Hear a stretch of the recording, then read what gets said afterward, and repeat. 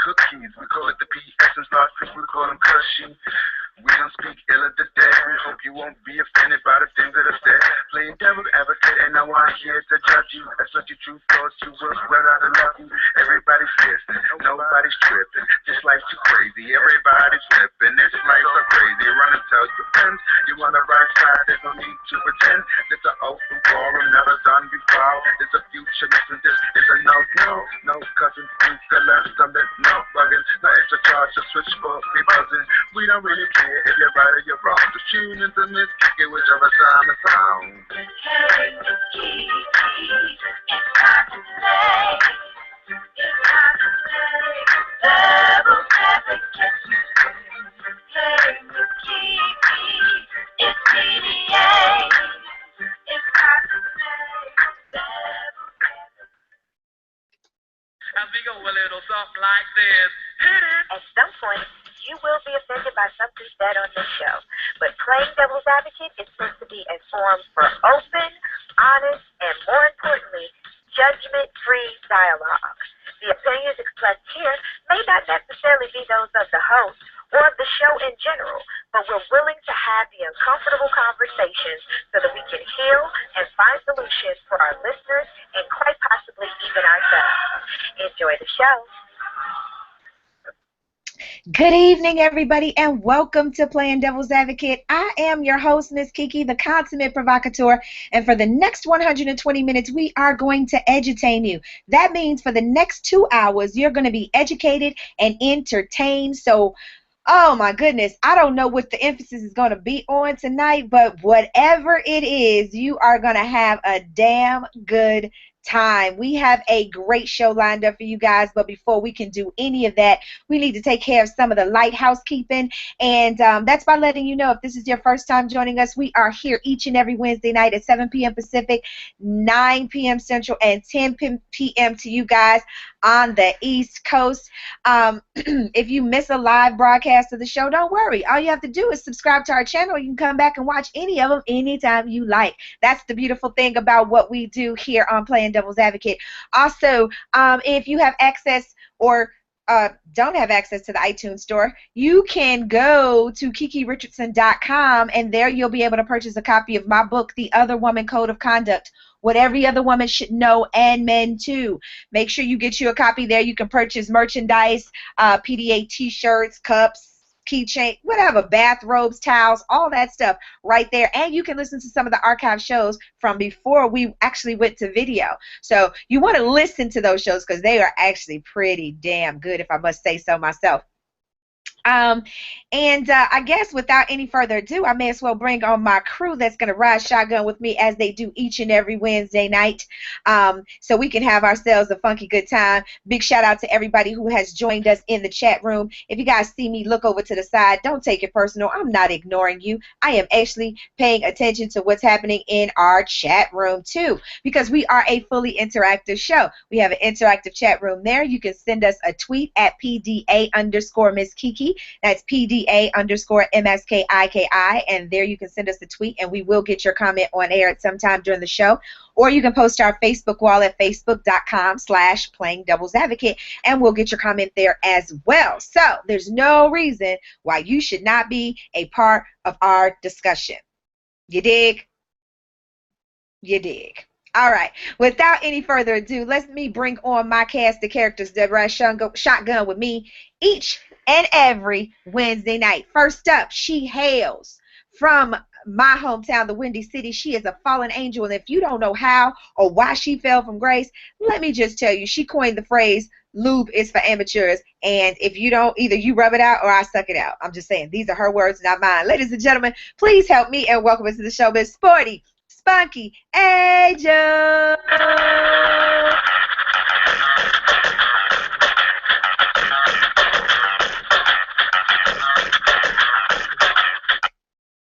¿Qué pasó, mija? Ah, hola. Not much. What's going on with you? Girl, you know how it is on Wednesdays. I get excited, excited, excited. But before we can go any further, we have to bring on your partner in crime, right? Oh yes, oh yes.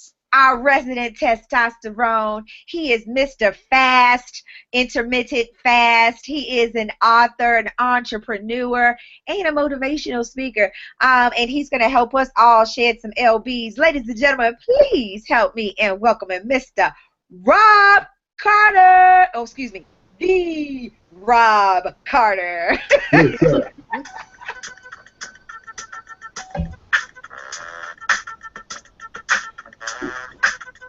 All I know is y'all both got some fire intro music. Mm-hmm. That's all I know. We're So, awesome. well, there you go. Yeah. What's up? What's up, everybody?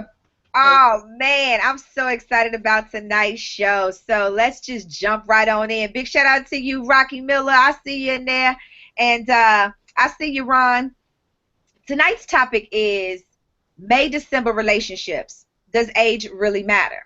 Now, we know older men have been getting younger women for years, and it's considered no big deal these days. But if Right. you're a younger woman who dates older men, you assume, a younger woman who dates older men, you're assumed to be a gold digger. And if you're an older woman who dates younger men, you're considered to be a cougar. And we're going to talk about this quote-unquote double standard between how we get to be cougars and, it's frowned upon for us, but it's okay for you guys.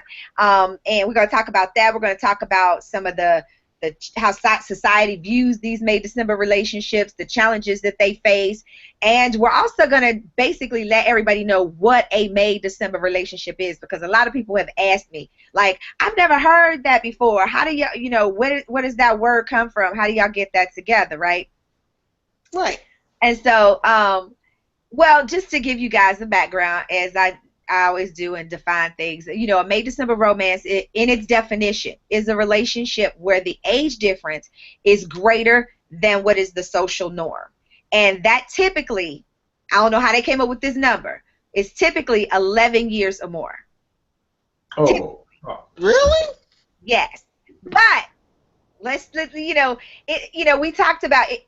It can vary, because I think a lot of times it depends on that person's stature as well, and how young the person actually is, right? So we were talking behind the scenes about this, and we're gonna go into that in a little bit more detail, in terms of, does it, if it were 11 years when 51 and the person is 40 versus when you're 30 and that person's 20. You know what I mean? Like, people are like, Yeah. you know what I mean? Are you 31 and they 20 and they looking like, what's going on, right? So if that 11 years really make a difference, because even if you're 31 and that person is like 25, people are kind of like, especially if it's a woman. A man, not so much, but a woman, definitely.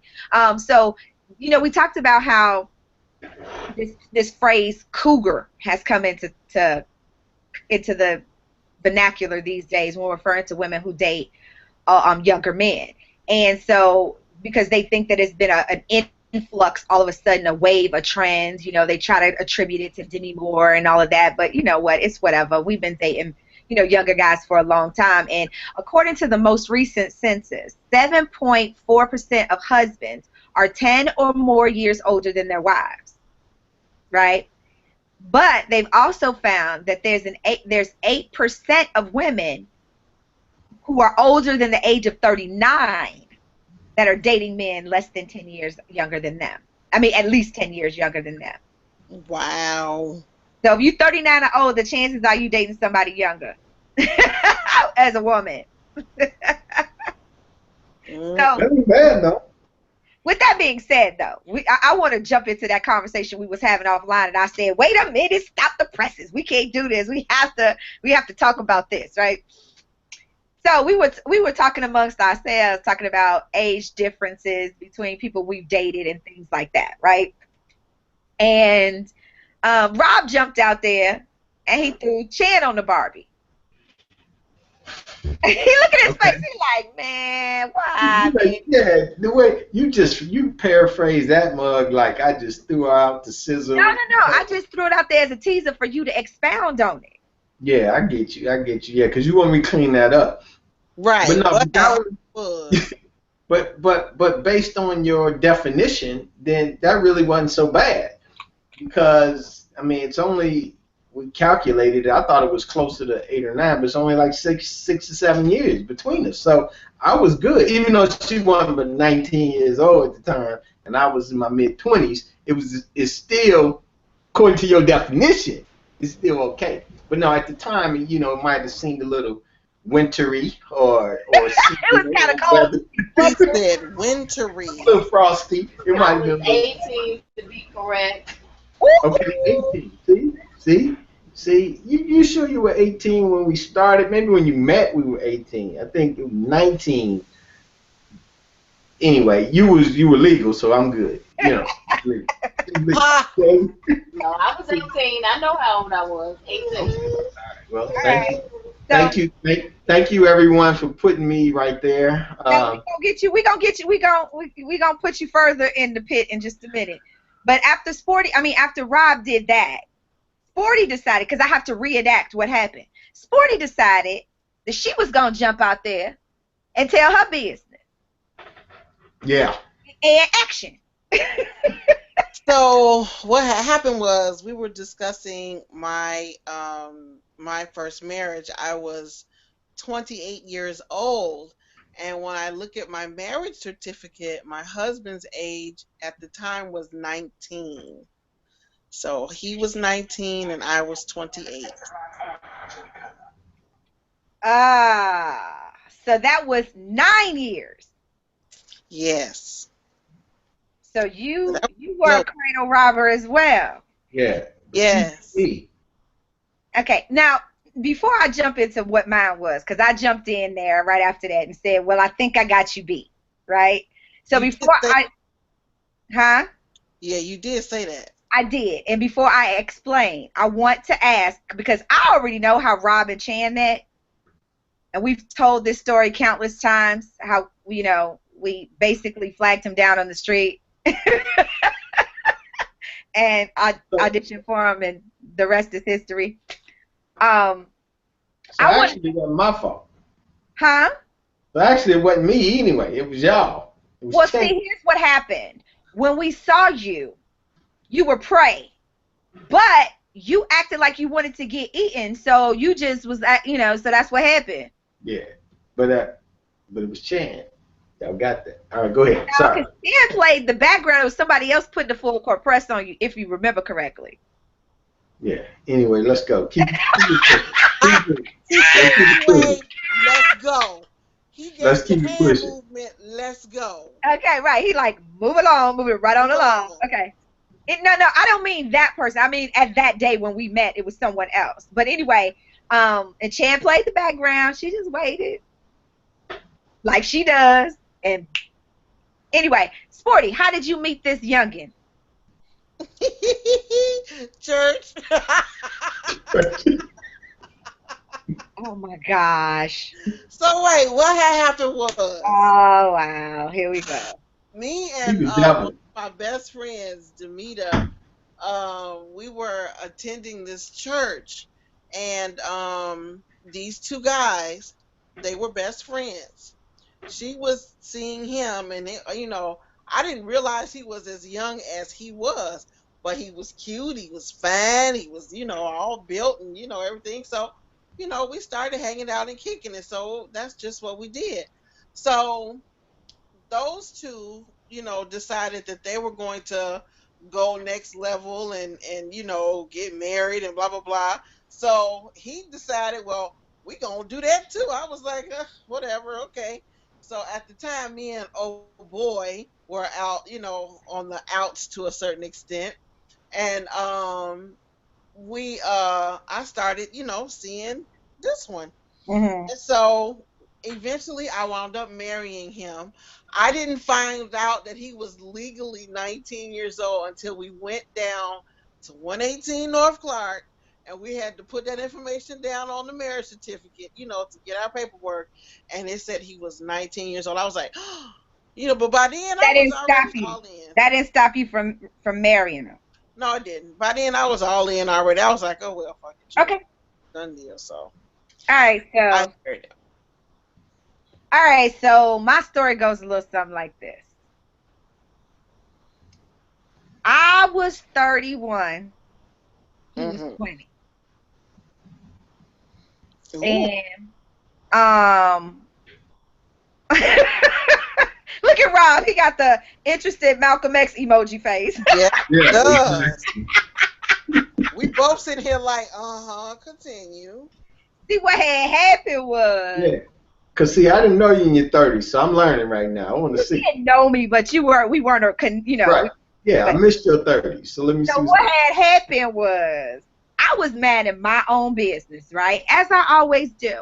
One of my homeboys was in town, and he was like, "Come, let's go." You know, he was, because his brother was playing in the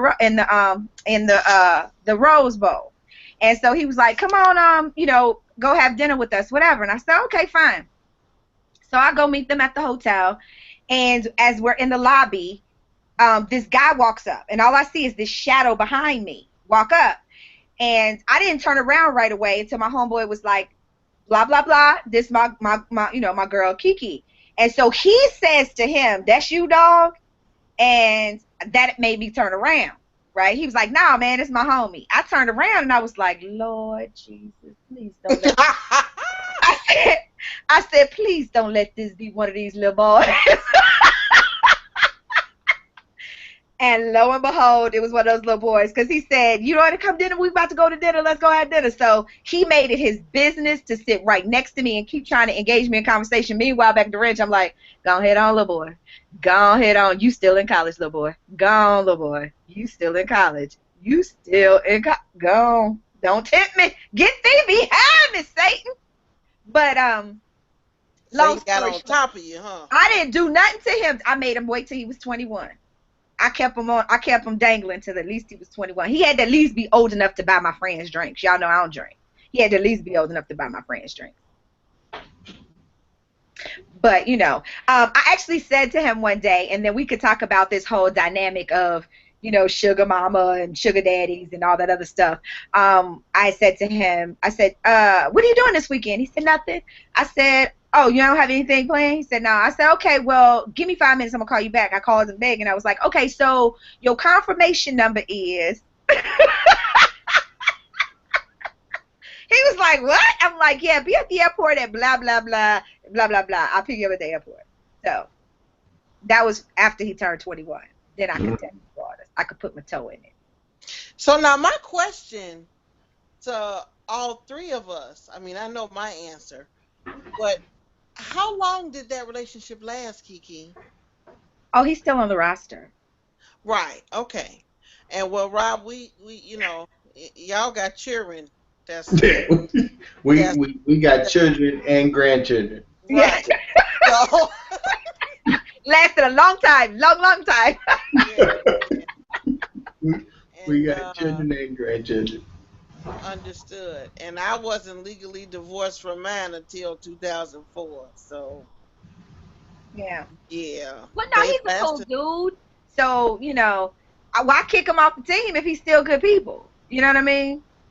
So do you think there's anything wrong with? Oh boy, do I say this out loud? Sure. So my friend wants to know. You think there's anything wrong with having a youngin on the roster? Just for the purposes of, for fucking, just, to serve his purpose. Are you asking me that? Well, yeah, look at her eyes. You know her answer. Is she still got old boy on the roster? Well, whatever. I can't be. Oh, no. Oh, yeah. I know. That's why I say I can't be. I don't know y'all codes and shit, but the little boy, he's still around. Youngster, yeah, exactly. He's around. Yeah. He's in his 30s now, though. Yeah, but it doesn't seem so big of an age gap, though. Think about it. When I was in my 30s and he was in his 20s, it was like, what the fuck? You know what I mean? Especially the early 20s. And me having to say, until he was 21, y'all both gave me the screw face. But now, with him being in his 30s, it's like, y'all ain't no big deal no more.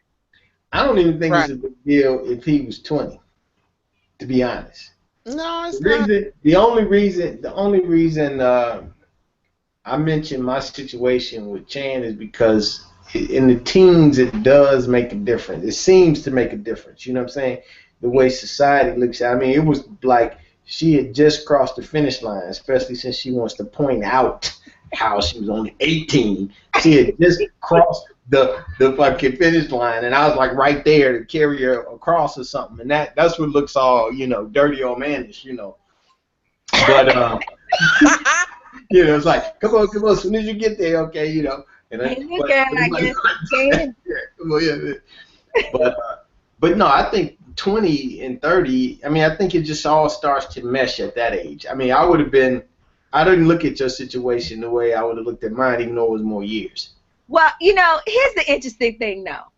And I don't know if it was because you say he was 20 or whatever, but, I mean, I remember that scene in How Stella Got Her Groove Back when he took her to meet his parents, and she was like, oh, no, I'm not.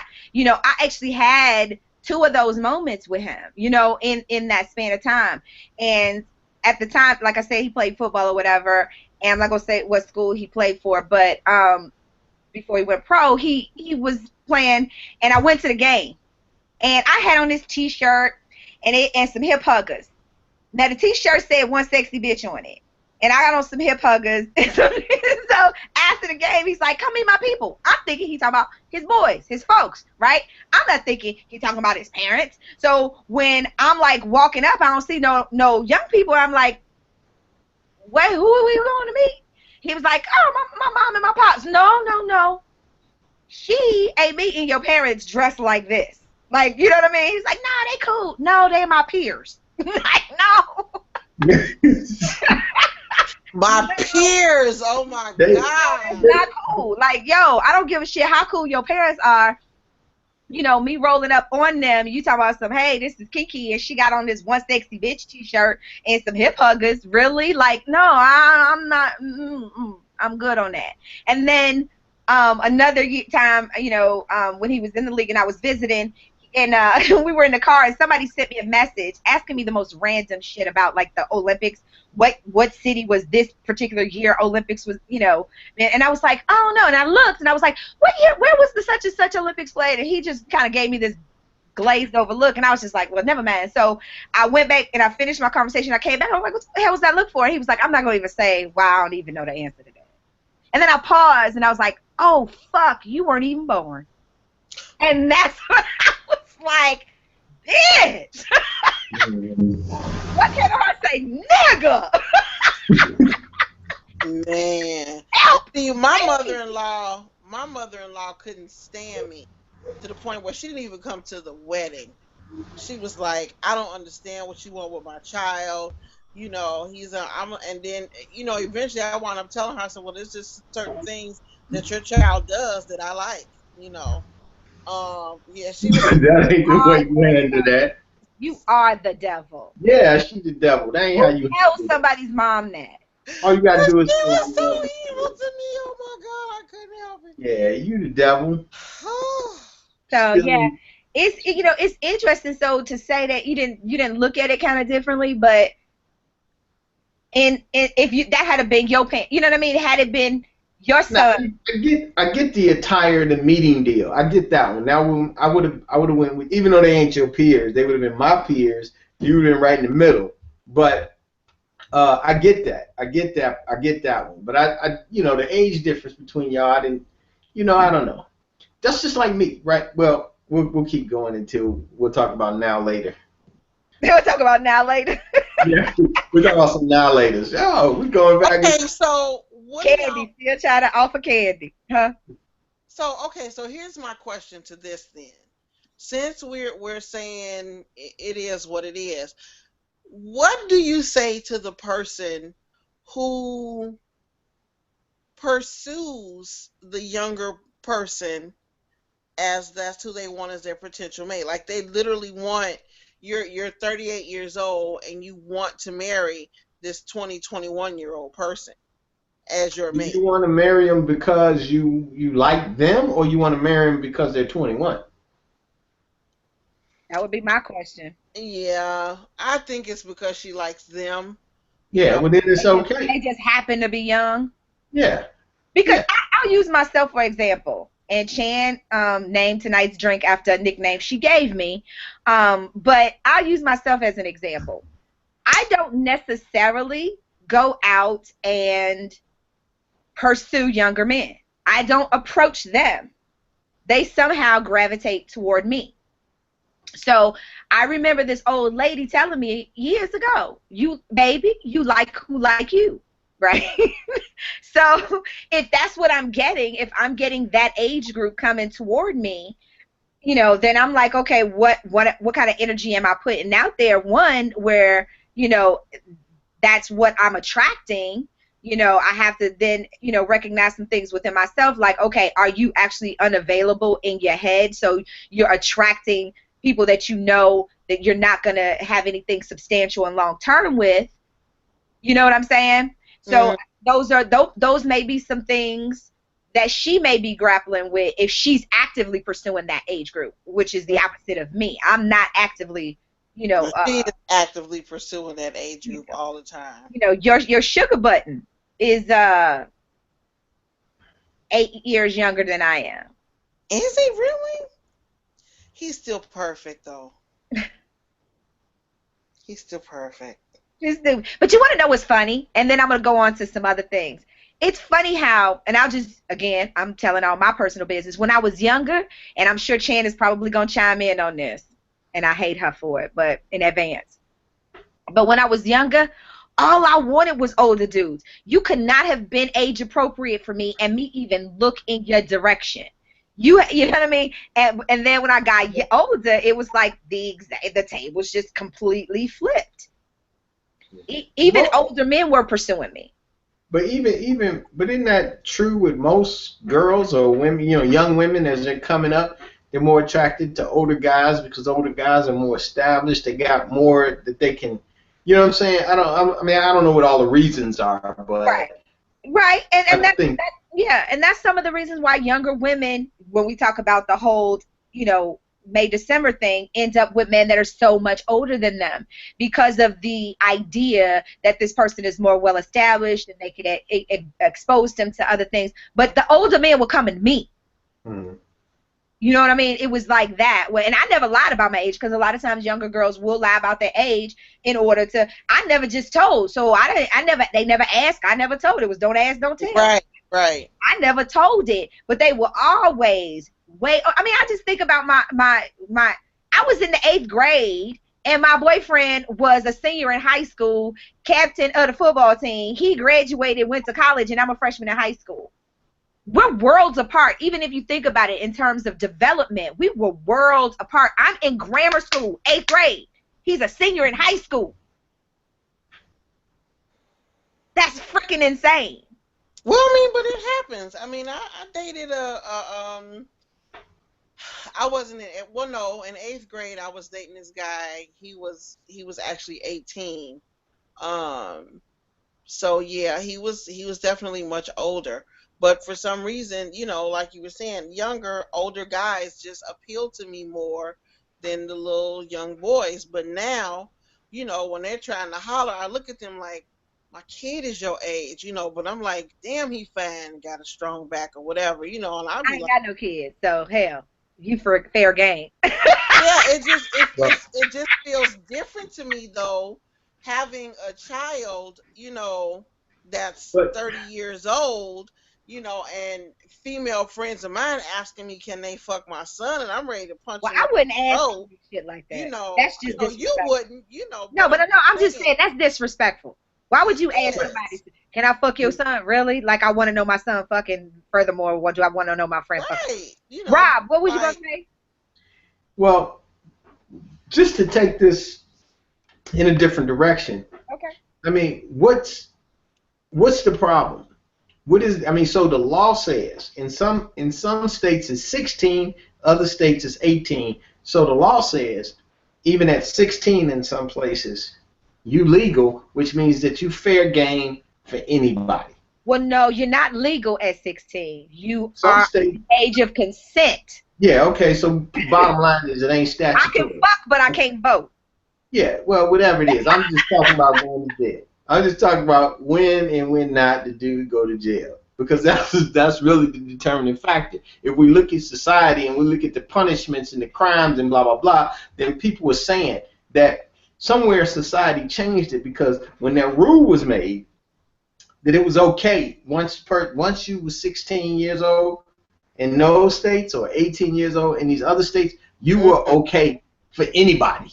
You fair game. You are, prime, brand new fruit off the tree. Anybody can go after you. So where did that change? Why is this even a debate? Because if that's what the law says, then it should be okay. Nobody should have a view of it. It should be okay. Yeah, but think about it. You got daughters. I do have daughters, right? I have 5 of them. So imagine if your daughter at 16 comes in with some dude that's 32 on her arm. Will you have this same "what's the big deal" thought process? I mean, I don't know how to answer that question. You know how to answer it. The answer is hell no. I know I just said what's the big deal, but it's only when it's not my daughter. See, that's funny. What's the big deal when it's somebody else's kid? Well, that's always the case, isn't it? Isn't that always the case? No, I mean, see, when my daughters come home with somebody, I leave this, Bad Boys 2 impression on people, where, folks don't know what my reaction is going to be to their reactions to my daughter, so, they tend to want to act straight or right. But that's when they're age appropriate. But I'm saying, say the dude walk in the door and he's your fucking peer, and your daughter's 16. Yeah, that might be an issue, but I don't know. I can't answer that question. If I'm trying to be unbiased, because I haven't been faced with it, so I can't really say. Okay. Because the circumstances. I can answer that question for you. Uh-oh. No, that's. I can speak up. How you gonna answer the question for me? I can answer that question for him because you have history and I've seen how you work. If Rob is marshmallow when it comes to his daughters and his daughters' boyfriends. I was the one that was the bad boy, didn't nobody want to mess with. I don't want to mess with your mama. Your mama crazy. Let me talk to your daddy. Rob is a marshmallow. Whatever his daughters come home with, he gonna say, okay, well, let's have a conversation about it. But he gonna let it go. I'm gonna be the one. Trying to talk. Hell no. Get out my house. I'm gonna be the one like, hell no. Where your old ass come from? Go on back to the damn nursing home with that shit. Leave my child alone. All right. Again, I don't have any children, so I can't speak to how I would feel about that. But I can only imagine how my parents must have felt. With some of these mofos that that was interesting. But it's amazing how the tables turned, and then there's the younger now version. But I want to talk about now, it's kind of switch gears a little bit and talk about some of the challenges that people in these types of relationships face. Now, we've already determined that society typically says that a May-December relationship is defined by, if there's an age difference, an age gap of 11 years or more, right? Right. But, in some religions and in some cultures, there's a rule of thumb, right? And I don't know if you guys are aware of that rule of thumb, but the rule of thumb is the half your age plus 7, right? Okay.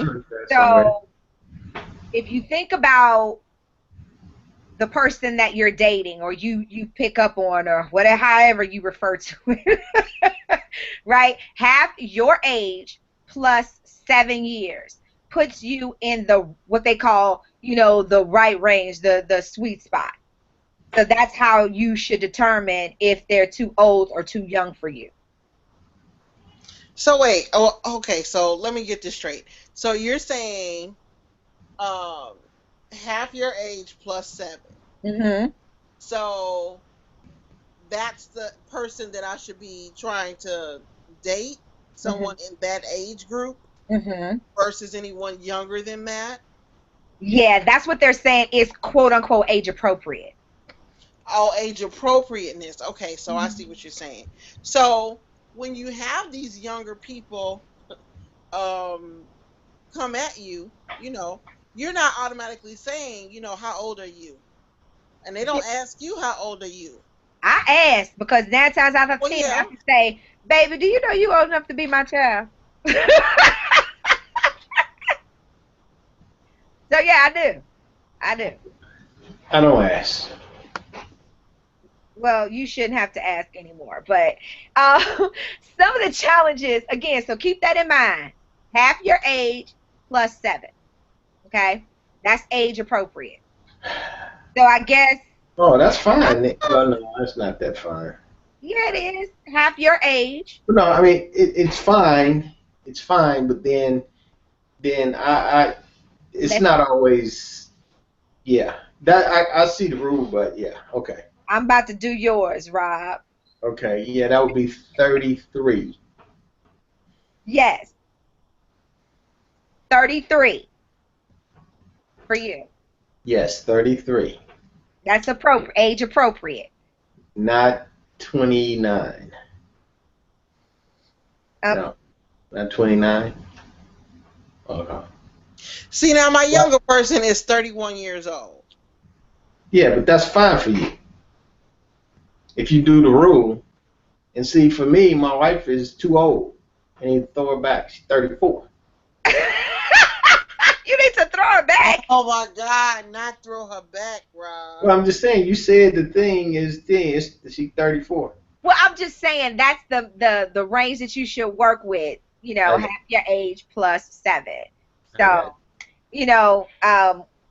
it's whatever. I mean, they still young for me, but it doesn't matter. Again, I judge people and the people that I get involved with based on compatibility. I deal with them in terms of, how they make me feel, how they treat me, things of that nature. And I found, and this is one of the challenges that we can talk about, in detail, but what I found is that younger guys seem to put more effort. It's not a challenge. It's actually, a plus, I guess you can say, in terms of being a semi-cougar, not quite, but whatever, is that younger men tend to put in more work. They want you to know they're interested. They want you to, I can see that. They want you to know that they're serious or whatever. Now, whether they actually are serious and want something more, that remains to be seen down the line. However, the quest is there. They're after the chase way more.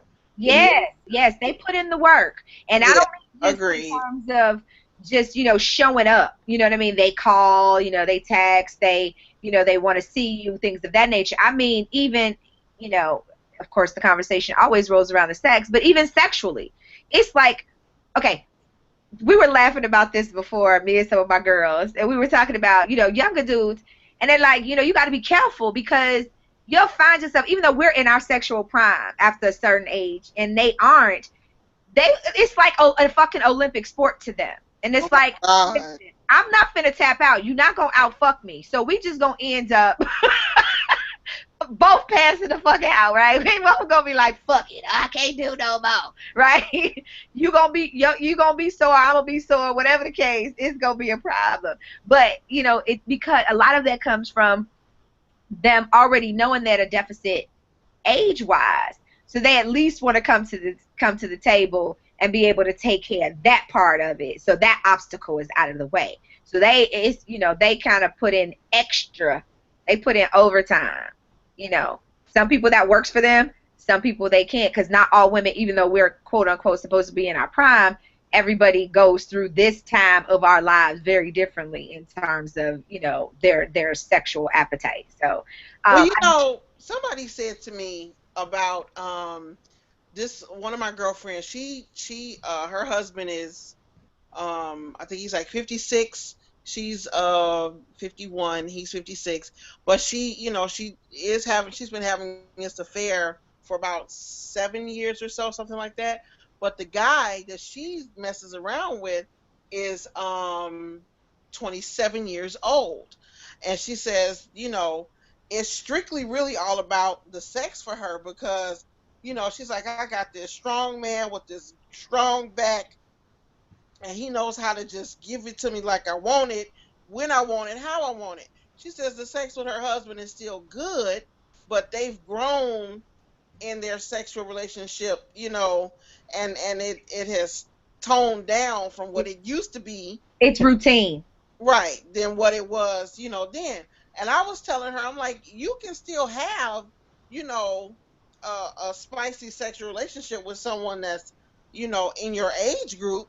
You just have to know what to do to kick it up, you know. And she's like, but no, this stronger back guy is, you know, the one I want to deal with. Without going too far down the rabbit hole on that one, though, Sporty, I think a lot of that, it's easier to go ahead and get it someplace else, you know, have, like I mentioned in the book, the intimacy without intricacy, in that situation, because you start trying, you with your dude, y'all been together, God knows how long, he's 56, you 55, 51, and now you bringing in some new tricks, and he looking like, where the fuck you learn this shit from?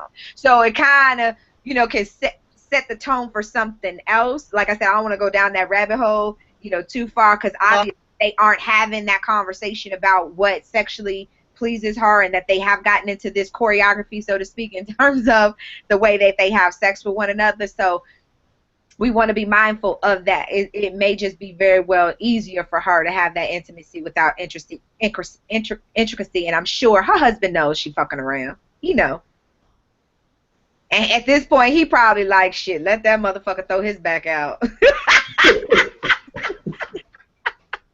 I mean, you know, I want to ask this question, though, Rob. I was talking about how younger guys will put in the extra work when it comes to, you know, being with an older woman. Do you find that to be the same for an older man with younger women? I don't know. I don't know that it's work. I guess I would have to say yes, because the work is different. The work is how accommodating they are versus, you know what I'm saying, the other. How they make it, you know. They do a lot more ego massaging and shit, and then they make it accommodating. You know what I'm saying? Yes. It's very, yeah. So they do the work, but it's the opposite. You know what I'm saying? They don't have to struggle as much. They cater to, they can read you, you know. I mean, you guys are talented, so women read you, and then they hit those points. They know what it takes to make you feel like they want you to feel, so that you can do what they want you to do. You know what I'm saying? So theirs is less overt than what it would be for a man with the older woman. Theirs is more subtle. It's the subtleties. It's the details. Yeah, and they just they make it pretty apparent. You know, you ain't gotta look for no details. They right there. You know what I mean? Okay. All right. That's interesting. No, I mean, cause I'm yeah. That's what I would how I would sum it up. That made me thirsty. Because here's the thing with younger women, they either interested or they're not. So a younger woman will shut you down like, you know, this is an old man trying to talk to me for, you know what I'm saying, or not. It's not an in between with them. So if they give you the time of day, you start to pick up what they putting down easily. I mean, because it's just that way. I mean, it's no in between. I don't think you really break down the walls of a woman that's 15, 16 years younger than you. You know, either she's open or she's not when she first sees you. Then if she is, then it crumbles down real easy. It's like breaking eggs versus chopping through a wall. Well, I mean, that's pretty much the same with any woman, though. You know, when they first meet you, they know if they're interested or not. It's just up to you not to fuck it up. Right. Let me read this comment in the chat, and then we're going to go to the drink of the week. They said, the biggest challenge I have is chicks my age hating. I don't know what they're hating on. They say, yes, young chicks are chicks. Young women are more willing to chase a brother. They'll make the first move. Older women have outdated ideas about who's supposed to do what. I don't know if it's outdated ideas of it, but you have to understand if you've become accustomed to a certain thing. If you've been accustomed to the man being the aggressor, the assertive one, and you having in certain areas, and you having to, you know, if you're used to being the prey and not the predator, you know, you can't expect the predator to just automatically know how to be a predator. You know, that's not something that they're accustomed to. That's not the way that they're wired. So you have to account for that. You know, a lot of times men mistake what we've been conditioned to do with some mental ego type shit. It's not about ego with us most of the time. It's more about ego with y'all. You know, I ain't gonna approach no man. It's not about, oh, I think I'm too good to approach a man. It's like, oh, I've been taught that that's not the ladylike thing to do. Right. And he's going to view me a certain way. So be mindful of that. With that being said, we're gonna come back and talk about some of the some other little challenges that you may incur in these May December relationships. We're gonna talk about some interesting. I got some more interesting statistics to share with you guys in terms of these May December relationships. But I'm going to let Cousin Chan tell you all about the drink of the week. I'm mad at her for naming it this, and I'll let her tell y'all why I'm mad at her after she does the drink. So, ladies and gentlemen, Cousin Chan is about to tell you about Pied Piper.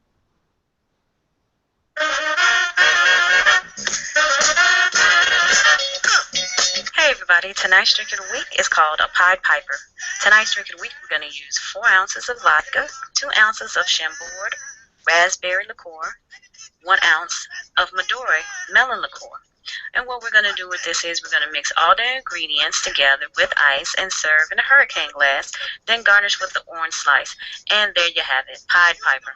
All right, guys, be safe, enjoy, drink responsibly. I'll see you next week.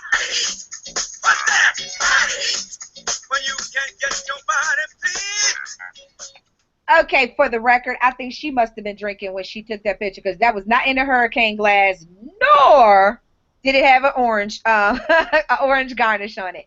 But Chan, did you want to chime in about the whole Pied Piper thing? 5, 4. I didn't want to, but you put yourself out. We can barely hear you. Pied Piper, little boy. We can barely hear you. Anderson. I said I didn't want to, but you put yourself out there. I called you the Pied Piper of little boys. Oh? She plays the flute and the little boys come by. So she blew them and they followed her? There you go. Yeah. And they all come running. Let me tell y'all something. And they just follow. She used to say that I was recruiting in the Sandlot, and I'm like, no, that is not true. Don't believe it. Until I think I had just moved out here, and we had gone to this event, and we were coming out the door, and the youngest person ever, he was so young he couldn't even get into the damn party. He had enough ID. He wasn't 21. Walked right on up to me. Was like, come on, let's go have breakfast and blah, blah, blah, blah, blah. And I'm looking at Chan like, see what I'm saying? Not me. It's them. Am I right, Chan? Wow. Yes, okay. You're right. All right, because I'm getting an echo from you, so you can go ahead and close your mic.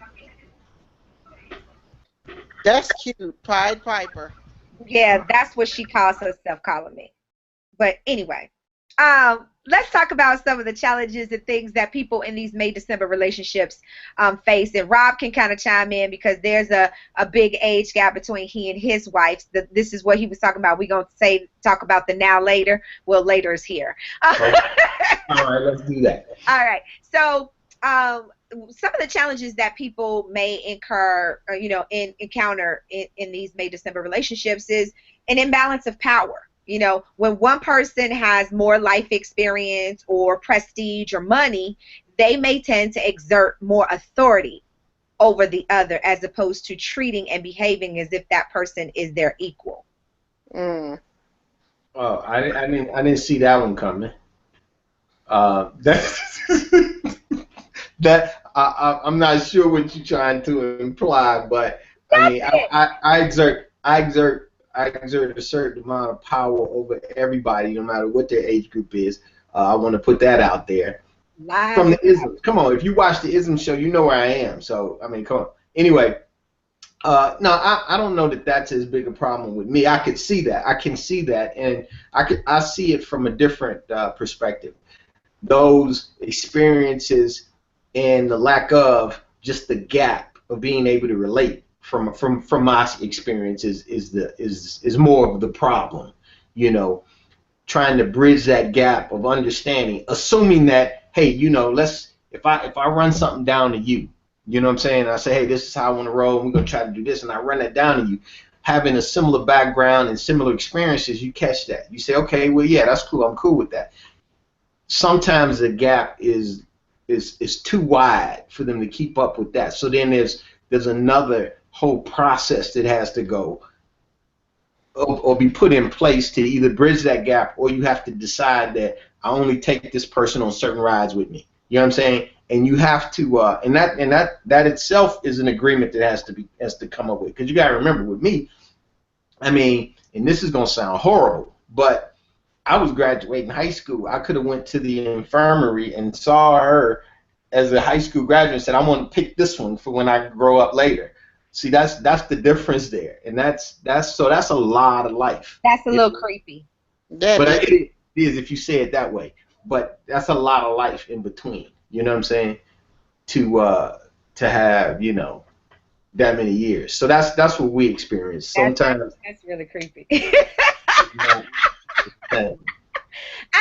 mean, I guess you could think about it that way. I mean, I've met men, you know, whatever, there was a certain amount of age in between. And I'm like, shit, what were you doing? What was I doing when you were born? I'm thinking, damn, I was fucking yeah. You know what I mean? Like, if you think about it, I was like, I was swallowing kids at the time you were born. So, golly, you know what I mean? It's just like,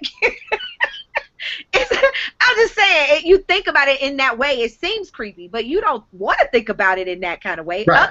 You don't want to think it that way.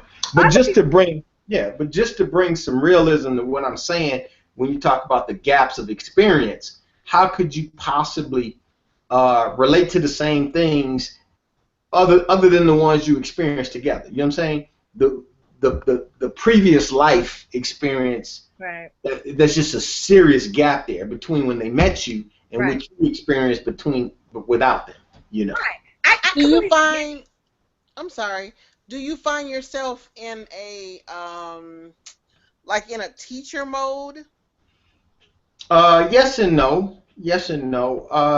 And I guess depending on the relationship, it could be more of that. I think that what we found that works for us is to exploit the common ground and the things that we cross, like with life stuff. With life stuff and household stuff. Then I'll do what I need to play that role there, to bring expectations where I need them to be, where we're headed as a unit, what I'm involved in that she might need to understand in case something happens to me. I kind of just focus on those areas rather than her whole life. You know what I'm saying? If she's still into things that I'm not really into. And that was what I was gonna bring up. Is that when you have these relationships that have such a big disparity in age, you tend to have, you know, that we grew up in different eras, or I've already passed that phase, or, you know, that person is already in that phase, and I'll use, you know, the 11-year age gap from my situation. You know, one of the things that I was just like, no, we definitely can't go be anything more. You fresh out of college. I was thinking about what the hell I was doing fresh out of college. You know what I mean? I'm like, no, you need to go and live that. And then you going into the NFL. No, you need to go do the NFL shit, get that shit out your system, and then maybe if our paths cross in that way, you know, later on down the line, we can have that conversation. But there's nothing substantial that we can build together right now because we're in completely different phases of our lives. And it's just some shit I ain't going to deal with because I don't have to. You know? But that's what I was saying. Like, you know, okay, so you said yes to you find yourself somewhat in teacher mode. And then you have, you know, she has her things that she likes to do and activities and, you know, things that work for her, and you have yours. So do you just do those things separately, or do you find some kind of common ground where you can work them in together, especially with the girls? Or No. You do. You have 3 lives basically. Yours, and yours, and hers. You got 3 lives. So, because she cannot. I tried, get her involved with what I'm doing, like business wise and all. That's where I spend my time when it's me. It's me and whatever project I got going on next. So that's me. And we tried that, and that's not going to be healthy for either of us. So she needs to be out of that. You know what I'm saying? Right. Then us. And we do movie nights with the kids, and we do what families do, so that stays in place. You know what I'm saying? Because that suffered, at one point. So you got to keep that foundation. So that's us. And then there's her. I mean, I have no problem being in my office and she be on her phone or what she got to do. I got to be comfortable in me to let her be her. The problem people have is they don't have the security with them, in themselves, whatever, where they can let a person live their own lives outside of them. So I think we move to that, and that's what's key. Because I will go out with her if she wants to go out somewhere, but I don't go to all the functions she does with her little girlfriends and all. You know what I'm saying? But you know what I think, Rob, though, is you touched on something that I think is important. 2 things, actually. One, you said, you have your 3 lives, and I think that's important in any relationship. You need to have your life, their life, and then your life together. So that's with any relationship, and it's paramount in those types of relationships. And then the other thing that you mentioned was, you allow her to go and be her and live her life and do her thing, and it takes a level of, security, so to speak. And that tends to be one of the challenges that people who are May-December relationships tend to struggle with, because the older person typically is the one who's the insecure one, because they're always thinking, oh, they can go and get somebody younger, thinner, prettier, whatever. But there's also the frame of mind of the person who is the younger person, right? Who feels like, oh, they don't measure up. That they're always under a microscope being scrutinized, and that, you would go and be with somebody who has more in common with you than them. They're nitpicking what you're saying? Well, no, not nitpicking, but that they're insecure about the fact that you guys aren't on the same level. So, if with that being said, they're minding their P's and Q's because they don't want to set off any bells or alarms to make it a glaring thing that, oh yeah, we're light years apart in certain ways. So, you have to make sure that when you're in these types of relationships that you do reassure one another that this is the person you want to be with.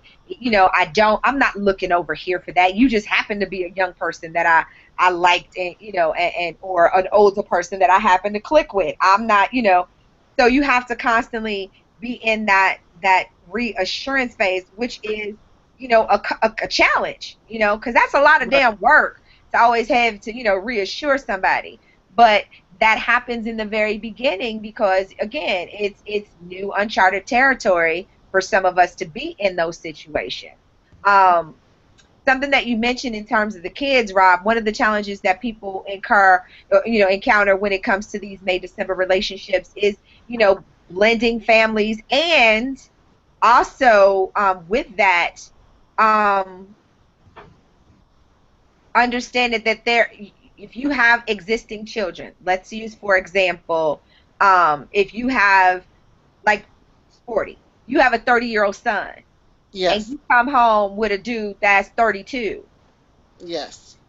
There's going to be some conflict because there's a level of respect that is not going to be for the guy that's 52 that your son may have, for this person, with him being his peer. And so, or even younger, say for instance, you have a lot of men who will go out and get somebody that's 22 years old and they got a kid that's 16, you know what I mean? Or 17. And she like, bitch, you ain't finna tell me what to do. You know what I mean? You 2 steps from me. You don't get to, you might be with him, but you don't tell me what to do, right? Yeah, that makes sense. So, he had, when I think about that, he had the biggest problem with my first husband. He was like, I want to go stay with my dad. I don't like him. He says I can take him outside and play with him.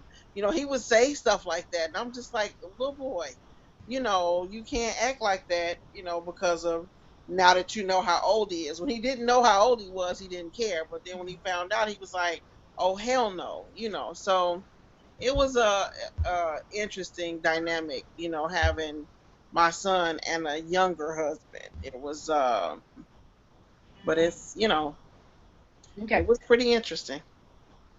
Yeah, so that is definitely a challenge. And then the whole blending, you know what I mean? You have pre-existing children, and now you may have children with this other person now, and blending that together. Or if they already had existing children, you meet somebody who's 28, Rob, and she has a child already, and you already have kids, getting those kids together to be comfortable with one another. And then, God forbid, that she now gets pregnant and add another baby to the mix, that you guys had together. Blending that has to be challenging, That would be. That's where I would draw the line. What'd you say, Rob? That would be challenging. That would be challenging. Yeah. Especially now. Yeah, that would be challenging. And think about this when we're talking about age. What if, I'll use this for an example. This guy, I know, he had a vasectomy. He has one kid. He has a vasectomy. But he wants to date me. And I wanted to date me. And I'm like, dude, there's nothing we can do. Until the doctor tells me, bitch, give up hope. That's it. That's no more. You can't have no kids. You know what I mean? Until somebody tells me that, you're off the table. There's nothing. We're not moving in the same direction. So if I was watching this episode, Don't Judge Me, of The Real Housewives of Orange County, and this girl, she's younger, and her husband is a former baseball player. And he got a vasectomy, right? But because he already has 4 children, and he's been married like 3 or 4 times already, and so she wants to have children because she's in her late 20s, early 30s, and it was a matter of he can't get it reversed, but she wants kids. So luckily for him, before he got his vasectomy, the doctor suggested, why don't you freeze some sperm just in case. And so they had to go get his sperm out of retirement. But what if that was something that was totally off the table for him, and you guys are dang near 20, 15, 16 years apart. You don't have children. You want children. He doesn't have, he has kids and is not interested in starting over. That can be a problem. Yeah. No, that could be a problem. My situation was not that way, but I can relate because I had 4 kids when I got married, and I was cool with that, But she was like 25 years old, no kids, 26 something, like I don't remember how old she was, but she didn't have kids, And I had to make a decision that okay, I'm willing to do that, even though I thought I was done. You know what I'm saying?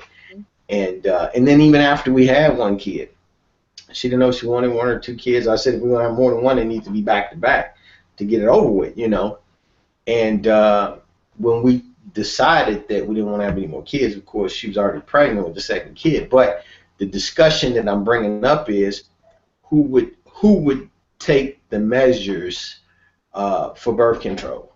And of course, it only made sense that I would be the one to do it because she was so young that if something happened with us, she had no way to know what she would want to do in the future. Mm-hmm. So why would she be the one to do anything? I'm, a dirty old man with now 6 kids. You could cut whatever you need to cut, as long as I can stay.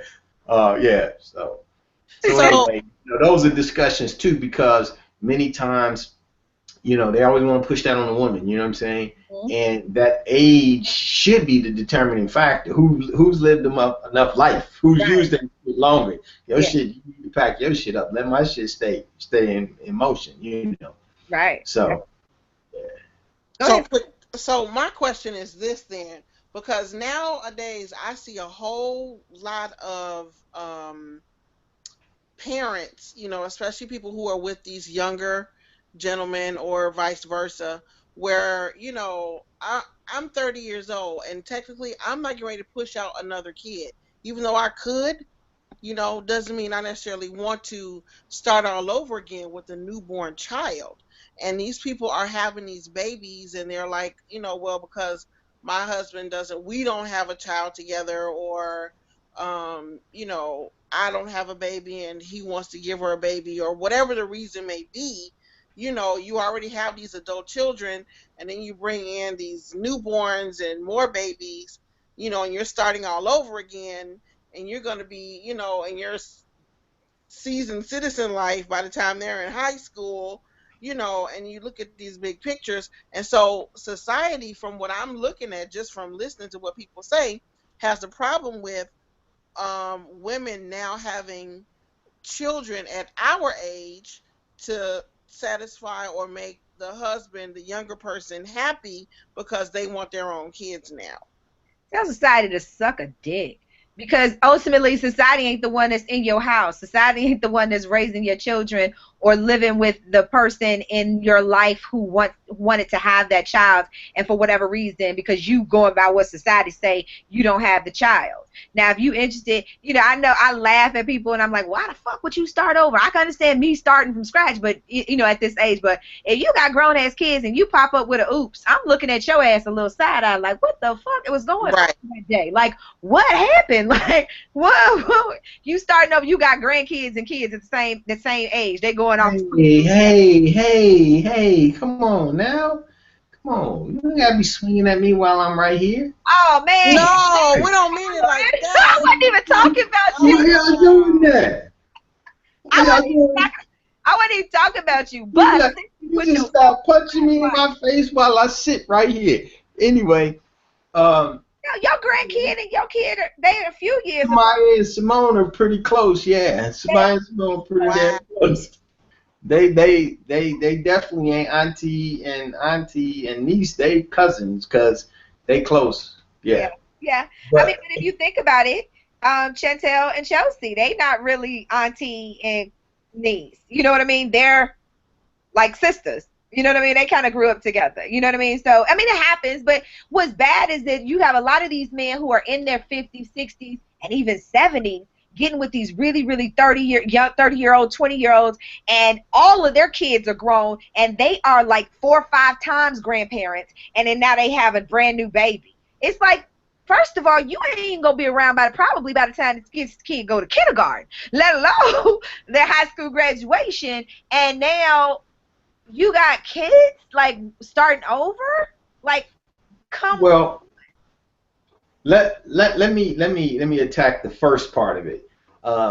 Before you get to the 70, 80-year-old dude, because I mean that's another sector of this thing. But I don't know that I mean, it's good that we kind of live in two different worlds, because I always say some of the stuff y'all say kind of enlighten me. But from my vantage point, I see that society is more accepting of, the older women having kids is becoming more of a norm. I mean, it looks like the professional, I wait till I got established and then I have my kids. Late 30s, early 40s is becoming more commonplace. Maybe not in your 50s and all, but, I'm seeing that become more acceptable now than the reverse. You know what I'm saying? Than the reverse. And then they're handling it. And from somebody that's, a 35-year-old, 52-year-old, it ain't so bad. You know what I mean? It keeps you. I'm a lot more patient than I was before. I think I'm a lot better parent than I was before, just based on experience and patience and other shit that has grown in me. So it ain't all bad. And a lot of people say that when you're in these May December relationships, a lot of times it does keep you youthful. It does keep you kind of like on your toes. It doesn't put you with one foot in the grave where you would normally, like your peers, are going downhill, but you still coasting along. But what's interesting, I found in doing research about it, about this very topic, I found listen to this interesting thing. women who marry men 7 to 9 years their junior have a 20% higher mortality risk than women who marry men their own age. What's the risk? A heart attack. Heart attack. It's heart disease. Yes. Yes. Heart attack. Yes. Probably the same thing for me. Yeah, you know, and they say 24 the higher like they said, the higher mortality rate is, you know, because one, you're just older, for one, and two, you know, heart disease actually is attributory to it. But on the flip side, men whose wives are 7 to 9 years younger than they are have an 11% lower mortality rate than men with same age wives. And for those men who are between 15 and 17 years older than their wives have a 4% lower mortality rate than men with their same age partners. Oh, really? Yeah, so for men, having a younger wife extends your life, or the quality of your life, than the reverse. Yeah. So I'm 15%, because it was 11 and then 4, even more 4, right? Yeah, 15 and 17 years difference gives you 4% lower, but then 11. 7 to 9 gives you 11%. Yeah. So you somewhere between 11 and 7. I mean 11 and 4. Yeah. And then the other thing that I found out that was nearly 1/3 of quote unquote cougars said that they plan to never ever seek a relationship with someone their own age.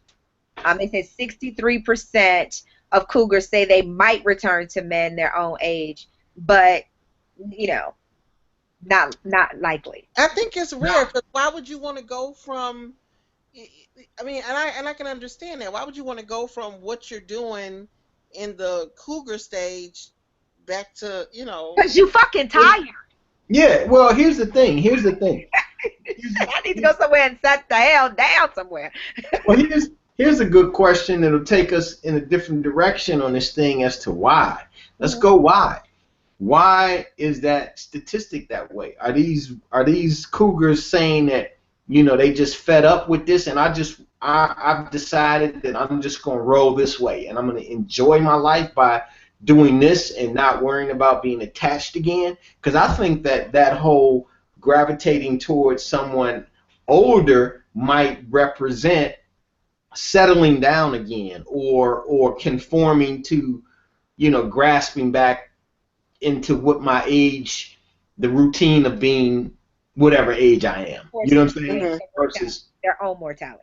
Yeah, that kind of thing. I think it, you know, on some level, if I try to, you know, intellectualize this statistic, I don't think that women would want to go backwards, because why would you want to?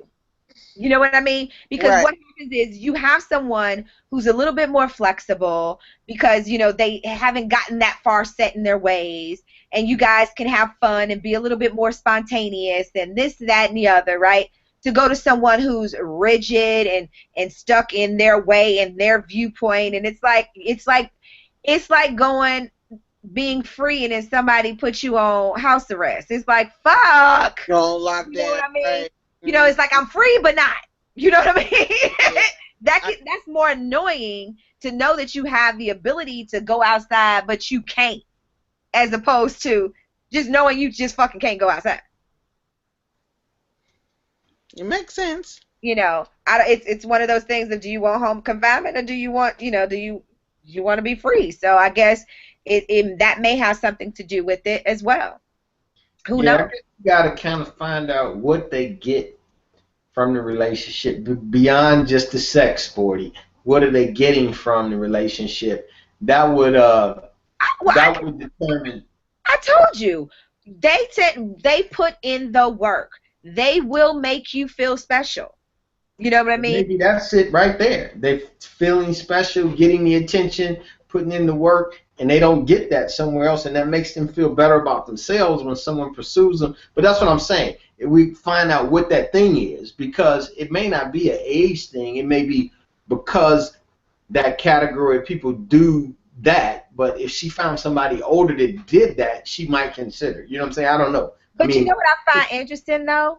and this may take us down another rabbit hole, and I'm free to go down it for a second, but I find it very interesting that the men that date older women and who put in that work, to pursue the older woman and to pay her the attention and the compliments and the this and the that and put the extra work in the sex, if paired with a woman that was age appropriate, half plus 7, they don't do that. You hear the women in their age group complaining that these men don't do this and they don't do that. And they don't you know what happens? I don't know that I agree with that. The women at their age group tries to dog them. They become the burger boys and all the other bullshit. No, that's what I'm saying. Oh, okay. The women in their age group, say they don't do any of that shit. So it's interesting to me that they put forth the effort for the older woman, but not their own peer group. No, you didn't hear me. You heard me the opposite way. I don't mean that the guys dog them. I mean that the girls dog the guys. Because when I come to you with flowers and candy and sweet shit, catering to you and all that, now I'm a sucker for your age group. Now you telling your girlfriend, oh, I got his ass. This motherfucker came and did all this bullshit. Now you playing games with me, and I'm trying to be sincere. The older woman can appreciate my chivalry. Okay. I hear you. She don't take my chivalry like I'm a punk. She takes it for what it's worth, and she gives me back the emotion. Now, if I'm a sensitive, emotional, romantic dude, I could do that shit without feeling like somebody trying to play me. And I'm a punk now. Okay. And you got all your girls laughing at me just because I came and tried to do something nice for your ass. Now I'm bitter, and I don't want to fuck with y'all motherfuckers because now I'm going to be, I got to get a case for smacking your back, because I just try to be nice. Wow, we don't want that. Okay. I'm just saying. Okay. People get bitter. Yeah, obviously that must have happened once or twice, right? You think? That's what I'm saying. That's why. So for everybody watching, there might be wondering why these young cats get hard. They start off sweet and they get hard. That's why, because they try to be sweet to you. And then you decided that they were going to make a game out of that, and it was going to be funny because you thought that dudes just don't do it, and he must be a sucker, and you turned him. She starts out nice and sweet and submissive and doing everything to massage your ego, and then you shit on her. But go ahead, Sporty, with your text message. This text message is in support of Rob and what he is currently saying. This younger gentleman says, without telling all my business, Angel, bringing you flowers and candy and doing nice things for you is because you appreciate it. When I take shit like that home to my wife, who is my peer, she doesn't even look at it twice. Like, oh, you brought something in the house. Oh, this is here. Oh, this is nice. He says, but doing it for someone who appreciates it, when I make the effort, is a whole lot nicer and makes me want to do it versus the bullshit I get at home. Okay, stop. So, without telling too much of his business, he just told a whole lot of his goddamn business. I know. Wait. I'm just saying. Somebody's husband bringing you flowers and candy and shit. He has. I told you we're not on that level. But see, what had happened was. No, she the devil. And you're going to let the devil loose by giving us some more information in that book. Me and this person are not on that level anymore. We're really just friends now. But, I'm playing the world's smallest violin. Well, look. Try to clean that shit up if you want to. I'm just... That's okay. That's okay. That's all right. Let me read this comment in chat. They said, when I was in my 20s dating women in their 50s, they were more demanding and kept me on my toes. Demanding? I don't know, because that's a kind of subjective thing. You know what I mean? There may have been a level of expectation that you had and a standard by which they were not going to fall below. And if they were, they damn sure weren't going to do it for a 20-year-old. You know what I mean? There's some shit I'm just not going to tolerate from a motherfucker that ain't got no life experience. Who got more ain't got knows than haves. You know what I mean? It's just some shit I'm not going to tolerate. It's kind of like, and I hate to equate it to this, it's kind of like a kid. You're not going to allow the kid to talk to you a certain kind of way when they, you pay the cost to be the boss. That kind of thing, But, no. You're not going to act any old kind of way. regardless. And I'm damn sure not gonna take it from somebody. Yeah, damn sure not gonna take it from Not gonna do it. Let me give you guys some information, some statistics here. In terms of husband, he said expectation. Yeah, that's what he meant. Age differences between the husband, you know, with the age groups and everything. And y'all can tell me what y'all think about the percentages in terms of who's married to whom. Okay. A husband who's 20 plus years older than his wife make up 1% of all married couples. A husband who's 15 to 19 years older than his wife make up 1.6% of all married couples. A husband who is 10 to 14 years older than his wife makes up 4.8% of married couples. A husband who's 6 to 9 years older than his wife, 11.6%. 5 to 4 years older than his wife, 13.3%.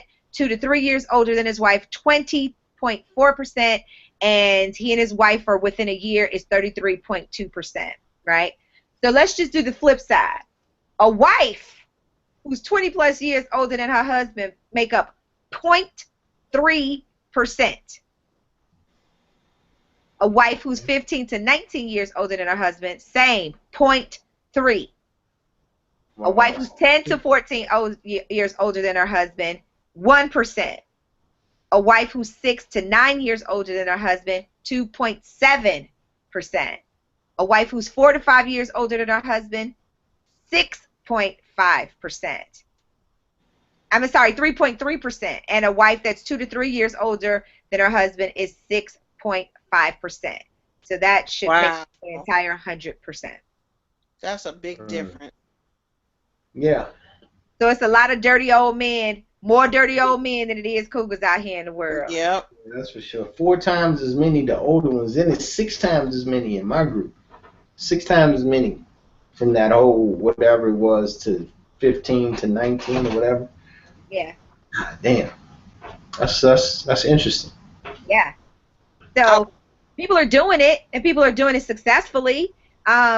And I think that some of the reasons, and I want to talk about some of the reasons why these things are successful in just a couple moments. And then in a few, we're going to have our Ask PDA letter, but Sporty had something she wanted to share. Right. I was just, listening to the statistics of the drastic difference between the women and the men.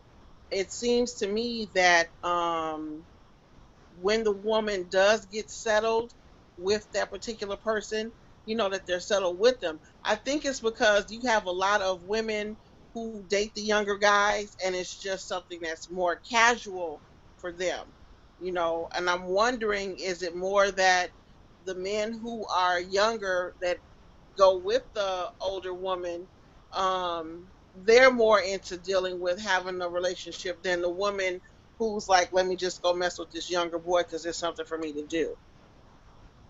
And if that's why the numbers are like that. I'm sure there's a degree of that just based on what we talked about, not wanting to go back to this and wanting to get whatever attention, whatever they get from it, that a lot of those relationships may not be represented there because they may not end up in marriage. I can see that. I can definitely see that being a factor. I don't know how much of a change it'll make. It'll boost it up some, but I can see that being a factor in those numbers being so skewed.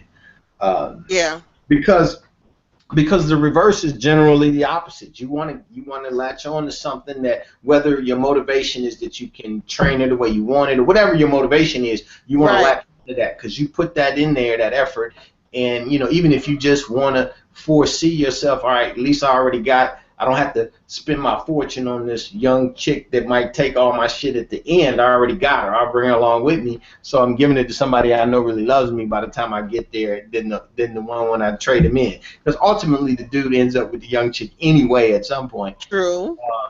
And it just matters. It just depends on how sincere the relationship is. You know what I'm saying? So, yeah, I get it. But what was your, where'd you want to go with the benefits? How these May December relationships can work. How can they be successful?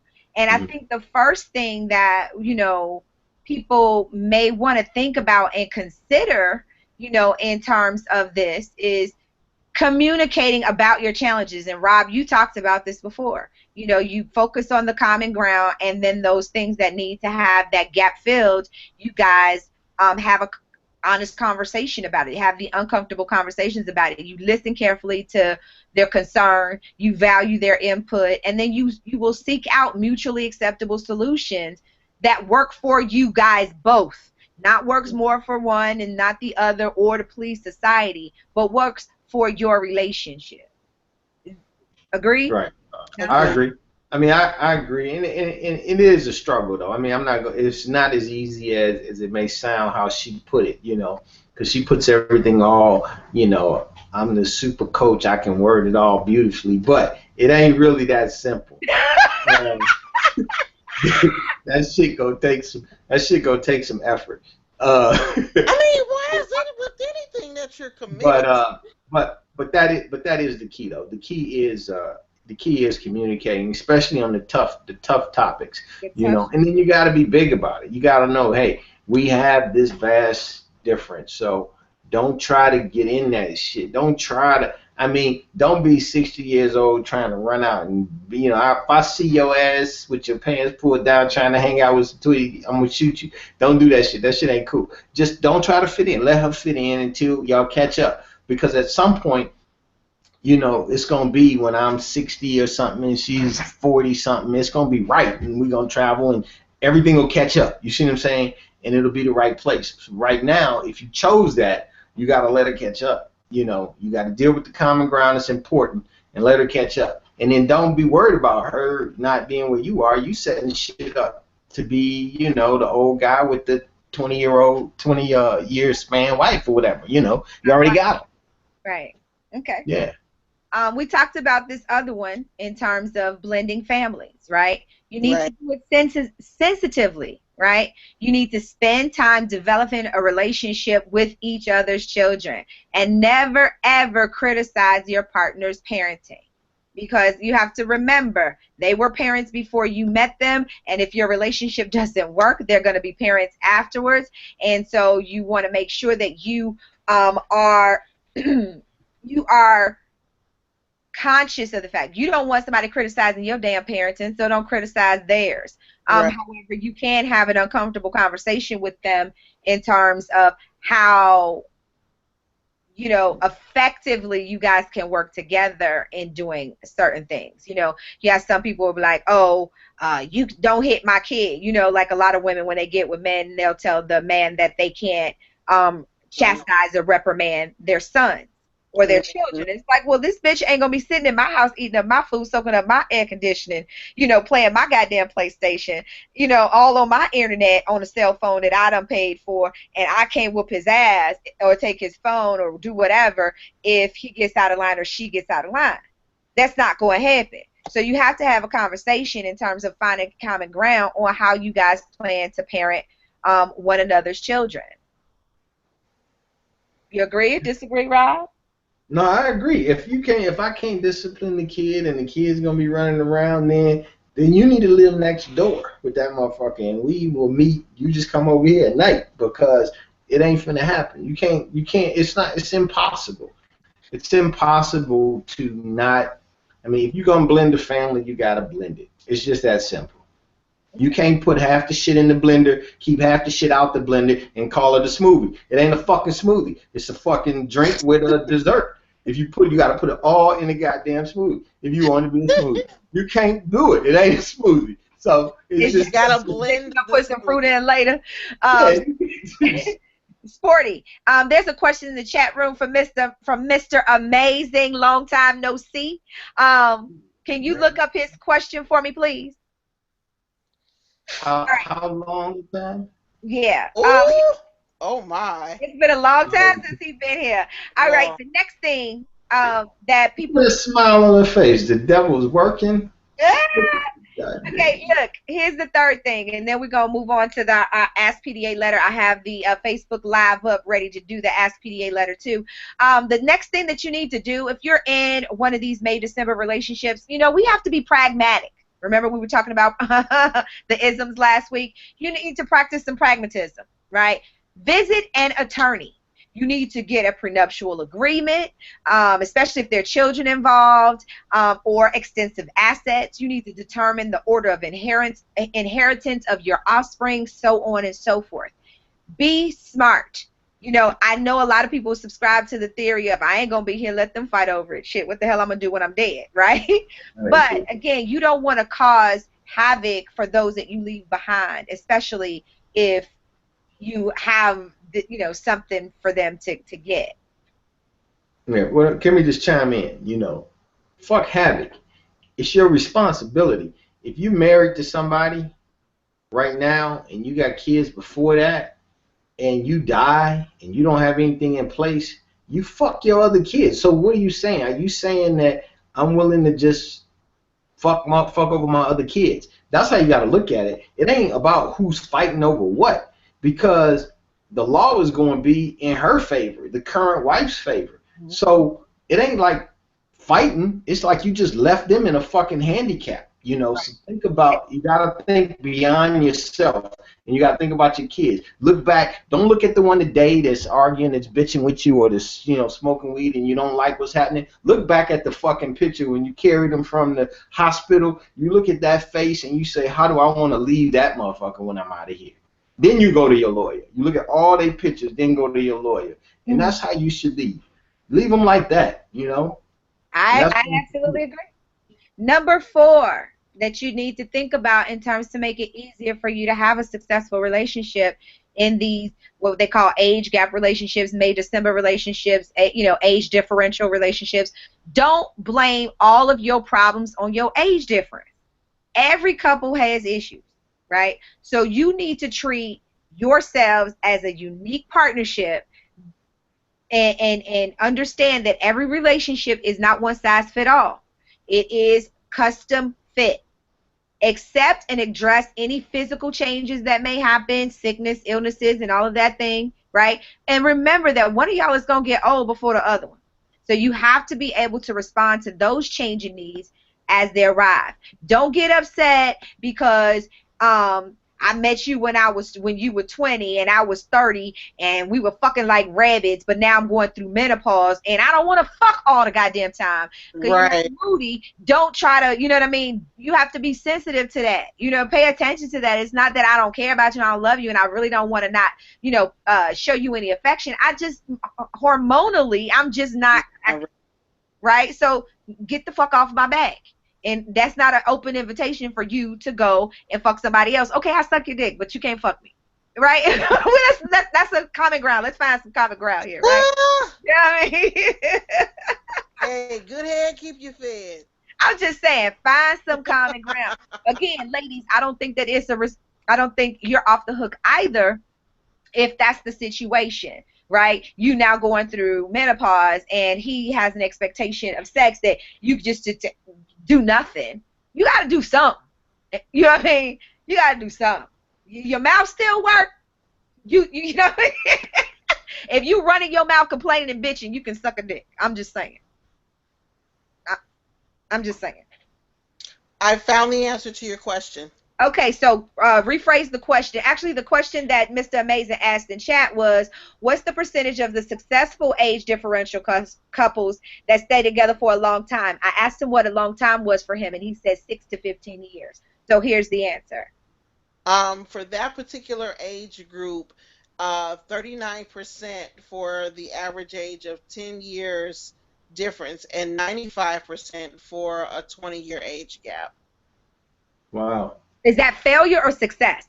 That is more likely to divorce. Okay. So if it's 20 or more years, they're likely to divorce. And then what was the other one? For 10 years, 39% are more than likely to divorce. So bottom line is saying the larger the gap, the higher the likelihood of divorce. That they'll be separated. Okay. Thank you. You're welcome. Thank you. Interesting. Also, ladies, if he, you know, when we were talking about dealing with those things as they change, physical changes as they arise, you know, there may come a point in time where there's some erectile dysfunction that's happening. You know, you got to be sensitive to that, because we all know how highly men, attach their virility to their actual manhood, right? Actual versus what they perceive. And so you need to be conscious of that and not make them feel bad. Be patient with them. Try to find out what it's about. You know what I mean? Is it psychosomatic? Is it actual physical? What is actually going on? Is it in response to medication that he may be taking, like a like a Lipitor or something, or so you need to make sure that you aren't being insensitive to that. Okay? Makes sense. And then the fifth and final thing that you may want to consider to make things easier so you don't fall into that higher rate that Sporty was talking about is, and it's just kind of fun because I'm one of those people who always has something smart and slick to say when somebody has something to say about it or whatever. Don't take it so seriously. You know what I mean? In terms of people having something to say or giving you dirty looks, the more you put them at ease with it, if you act like you're uncomfortable with it, other people are going to be uncomfortable with it. So, right. You need to be more at ease with it and not be so damn defensive and all that other shit about it. Because we find ourselves sometimes, whether it's an age differential or it's just somebody that your people don't like, we find ourselves in a position of always trying to defend them. Don't fucking defend your relationship to anybody. Be comfortable in the choices that you've made in terms of the person that you've chosen to love and be with. So. There you go. Amen. Hey, yeah, and again, see, I don't even experience that. When my wife and I are together, I don't get any looks like we are not. You know what I'm saying? But that's the expectation, though. That's what we were talking about, the double standard earlier, Rob, when the expectation is that people don't even look crazy half the time anymore when a man is older than his wife or his partner, unless it's Anna Nicole, an old dude. You know what I'm saying? Yeah, right. Drastic. If it's like a super old man drastic. And a Playboy bunny and Hugh Hefner, that's different. But I mean, people don't even frown up their nose anymore at that. Their noses anymore at that. But let me walk out here with some 20-year-old. They're gonna be like, now you need your ass whooped. Like, thank you, I do. He takes care of that. Don't worry about it. You know what I mean? Oh my! All right. I'm just saying, that's me always having something slick to say. While you sitting up here judging me, what's your love life like? What's making your heart smile right now? Who's making you feel good? When you pick up your phone and it's a text message, is this your reaction? Or is this your reaction? Or as we call it, me and Chet, we call it giggle texting. You know what I mean? What's the response? What's the difference, right? So, while people are pointing their fingers looking at you and trying to, just again, don't defend yourself. Don't defend your relationship. Don't defend your choices. You shouldn't have to. No, you shouldn't. And I am going live right now on Facebook Live so that we can have this conversation with our people on Facebook as well, because we're getting ready to do our Ask PDA letter for today. And it's an interesting one, guys, and I can't wait to hear what you and Rob have to say, Sporty and Rob. So I'm going to go ahead and play this disclaimer, and then I'm going to read the letter, and I'm going to be interested to hear what y'all have to say. All right, here's our disclaimer, guys. At some point, you will be offended by something said on our show, but Playing Devil's Advocate is meant to be a forum for open, honest, and more importantly, judgment-free dialogue. The opinions expressed here may not necessarily be those of our hosts or the show in general, but we're willing to have the uncomfortable conversations so that we can heal and find solutions for our listeners and quite possibly ourselves. Enjoy the rest of the show.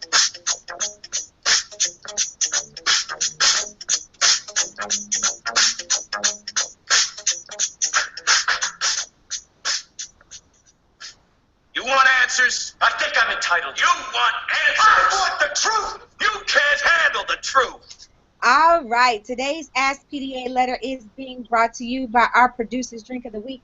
If you haven't had an opportunity to check out Pied Piper, Now's your time to do it. Go to facebook.com/playingdevilsadvocate. Try out the drink and let Cousin Chan know what you think. I'm going to go ahead and share this link everywhere so everybody can watch us on Facebook Live as well as hear it live on YouTube. Y'all ready for this letter? Yeah, bring it on, girl.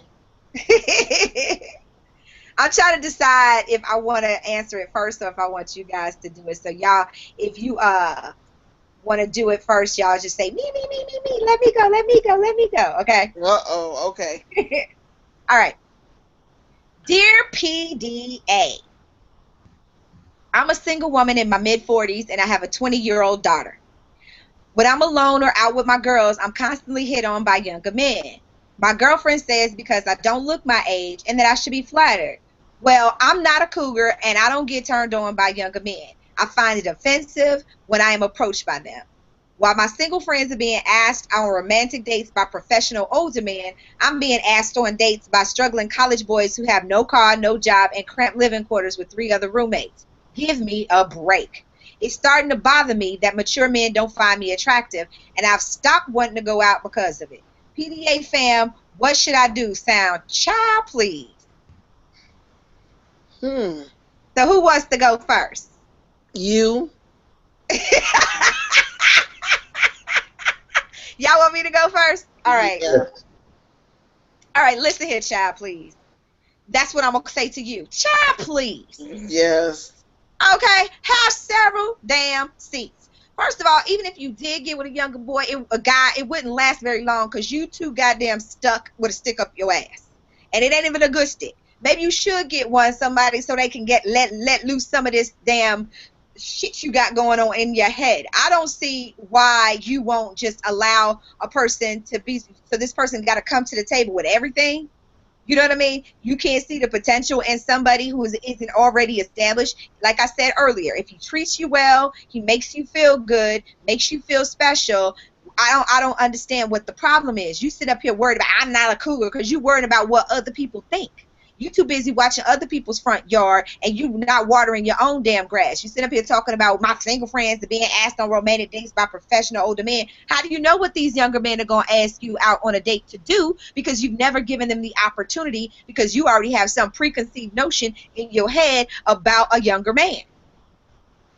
Right? So you very well may be wishing yourself or having your attitude or what did you say? Give you a break. You may be breaking yourself right out of happiness with all this extra drama in your head. Yeah. Here's the thing. You can meet an older man who's well established and all this other stuff and he be an asshole and treat you like shit. Beat you. You know what I mean? Try to screw your daughter, your 20-year-old daughter behind your back. You never know. All I'm saying is that you need to change your way of thinking. If you want to be happy, think about happiness. Don't think about happiness in terms of age. I understand a lot of women have reservations when they have children around the same age. However, you should take it as a compliment. You should be flattered. You should be. Because they could be walking right past you to go to your daughter, but instead they're stopping before they get to your daughter. So get out of your own way. Child, please. Anyway. Who wants to go next? I'll chime in because I agree. You're a little harder on this, so I ain't gotta pull no punches, but I do agree that it appears that just based on the tone of her letter that she's got some preconceived notions and she's not allowing herself. See, here's the thing. If you want to date, then that's what you're dealing with. You got to come out of that, just like KiKi said. You got to come out of this whole categorizing and profiling based on age. You have a stigma that you got to let down. Now, I'm going to tell you, when you're happy, when you're dating and you're getting some and you smiling, then those folks that you might prefer, they'll start coming because they'll see happiness. They'll see something on you.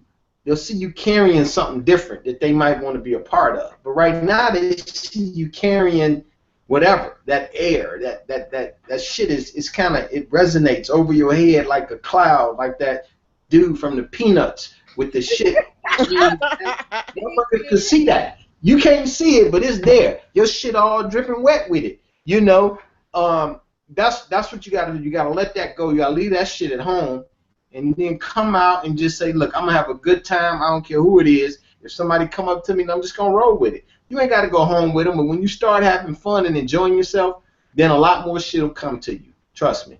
Okay. What about you, Sporty? Well, I mean, bottom line, pretty much you both have covered it.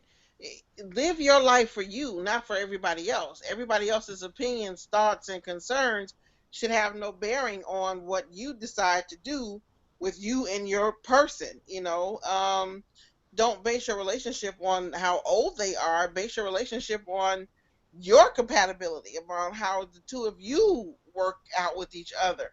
All that other stuff, that's just extracurricular bullshit. Let me just throw one more thing in there. Throw it in there. Yeah, all right, let me throw in. All right, so I'm result oriented. That's how I am. So I'm going to get off the emotional shit now. When you leave home and you go out, what was your objective in the first place? If your objective was to have a good time, if your objective was to get laid, if your objective was to meet somebody, then don't fucking get, like she said, don't get in your own way by cutting the objective because you want to stereotype some shit. Think about the objective. If the objective is to get laid, then get fucking laid. You know what I'm saying? If the objective is to meet somebody, then get men and meet somebody. And that's the way you need to think about it. And once you start making yourself happy, fulfilling what it is you came to fulfill, then you'll be good.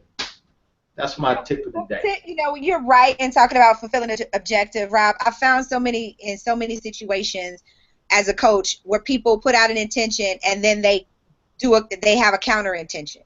Now you can't do something that cancels something else out and then get upset at the result that you're getting. You know, if you're going out to have a good time with your friends, go out and have a good time with your damn friends.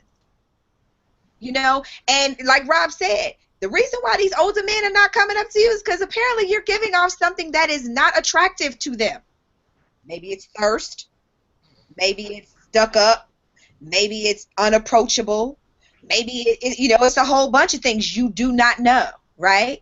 You might be scowling at the young dude that just walked past you and winked at you or said, "Hello, Miss Lady," right? You scowling, but the established professional man just walked in and he didn't see that part. All he see is the scowl on your face. He like, how's that make you attractive to him? What'd you say, Rob? Yeah, exactly. That's that fucking cloud. Just see it. In the chat room, they said, "Preach, Rob. Don't hold no love punches." And then they said, "That's how I find my wife. I just have fun and let God lead me to the good females." And then they said, "Rob for president." President of what? The Mandalay Bay.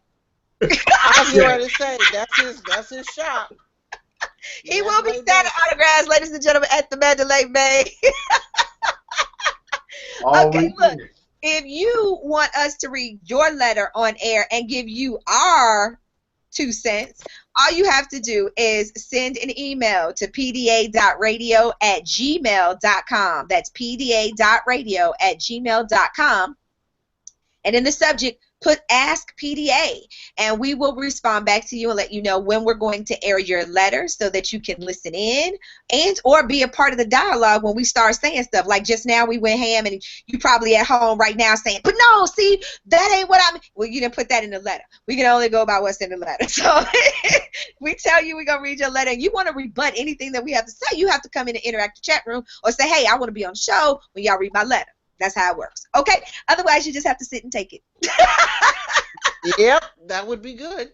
All right, for those of you guys who just may be joining us, this is Playing Devil's Advocate. I am your host, Miss KiKi, the consummate provocateur, and I am joined by my 2 co-hosts, Sporty Spunky Angel and the Rob Carter, and we are talking about May-December relationships. Does age really matter? And I think the general consensus so far is that hell no. I know for me it doesn't. I know it's about compatibility for me. I want to be with somebody that I'm compatible with. I want to be with somebody who, minuses complement my pluses and my pluses complement their, my minuses complement their pluses, things of that nature, and that we can grow together in a substantial way. And just because you're younger than me does not mean that we can't grow together in some way. Now, that all comes in the vetting process and dating, though, too, don't you think? You know, you have to pay attention to those signs and those clues that people give you when you're dating so that you can know, okay, this has long-term capability or not. You know, one of the reasons, like we were talking about my youngin, one of the reasons, you know, all these years later, he's still around is because he proved himself to be a man of character. You know what I'm saying? He proved himself to be a man of consistency. Yeah. You know what I mean? Timing may have been a factor, you know, in terms of geography can be a factor of why all of those things didn't, you know, go any further. I don't have no regrets about it. But again, would we be compatible? Yeah. Neither one of us got kids. Yeah. Well, it makes sense. You know, so. I'm gonna touch back though. I'm gonna go back a little bit further, the beginning of the show. There is some merit to your type though, your profile. I mean, or what you send off. You remember when you said something about, you know, you get all of these young guys, maybe it's something that you put off or something that you send off, because I think there's something to that. I mean, I have a similar, I wouldn't call it a dilemma, because for me it's not a dilemma, but I have a similar situation. I mean, I don't ask about ages, I don't pursue, but it seems like it just happens to be that gap. I don't know if it's something that I get involved because I traditionally have been with younger women now lately, since Chan scarred me, I guess it would be. Scarred, but you know what I mean, marked me. Maybe that's what it is. They put it marked me as, you know, the younger, because I was the first younger woman that I ever was around. But since then, there's never been anybody really old that stuck around or that made its way. I think Tosh was just lucky because we knew each other in college and bumped back into each other. You know what I'm saying? That was a random deal. That wasn't new.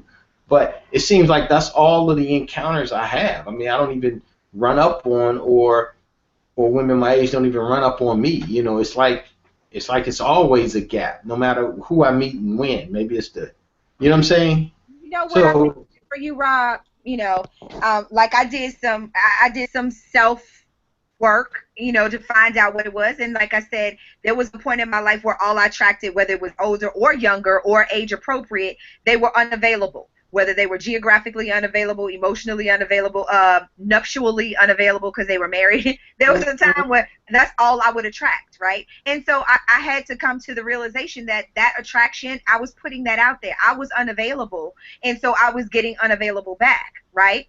So in your situation, I think some of it is that, you know, you spoke very passionately about how younger women massage your ego and they're more submissive and they're, you know, they allow you to take the lead and blah, blah, blah, blah, blah. So with that being said, it stands to reason that you would attract the type of woman who, except for the anomaly called Chan, who would be who would be that way, right? You know, so it makes sense that that's what would gravitate towards you in my mind's eye from a bird's eye view.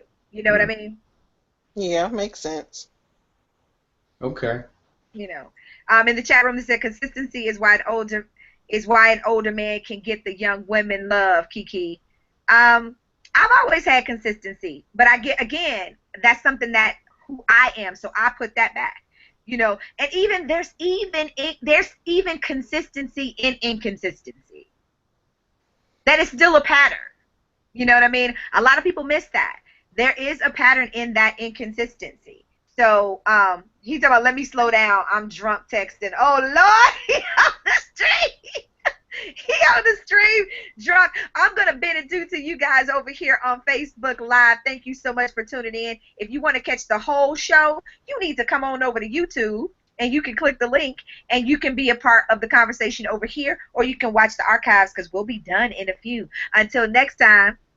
All right, and to you guys right here with me on Google, right? That's where we are, right? YouTube. Yeah, yeah, yes. Same thing. Google, YouTube. Sporty was talking about me earlier because I had on a Google T-shirt, and she was like, "What you doing with a Google T-shirt on?" I was like, "Cause I'm special."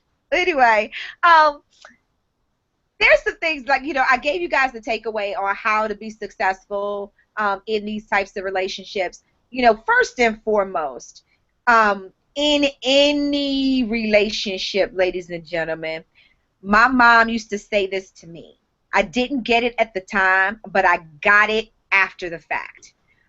She would say to me, if you keep your house clean, you ain't got to worry about no mess.